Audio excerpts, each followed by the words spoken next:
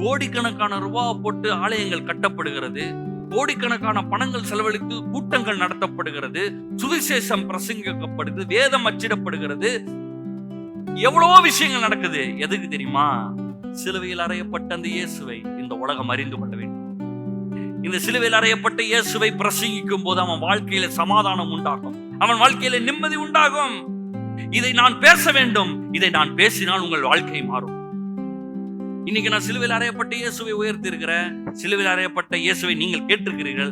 நான் சொல்றேன், உங்கள் வாழ்க்கைகள் மாறும், உள்ளங்கள்ல சந்தோஷம் உண்டாகும், உங்கள் குடும்பங்கள்ல சந்தோஷம் உண்டாகும், உங்கள் தேவைகள் சந்திக்கப்படும், உங்களுக்கு உயர்வுகள் உண்டாகும், உங்களுக்கு மேன்மைகள் உண்டாகும். ஏன் தெரியுமா? அல்டிமேட் எய்ம் நான் உயர உயர சிலுவை உயரும். என் பாக்கெட்ல காசு பெருகுச்சுன்னா சிலுவை இன்னும் பிரசங்கிக்கப்படும். இன்னும் என் வாழ்க்கையில நான் நல்லா சம்பாதிச்சேனா, இன்னும் என் வாழ்க்கையில நல்ல நிலைக்கு வந்தனா என்ன பண்ணுவேன்? இந்த சிலுவையை குறித்து அல்லாமல் வேறொன்றையும் நான் மேன்மைப்படுத்த மாட்டேன்.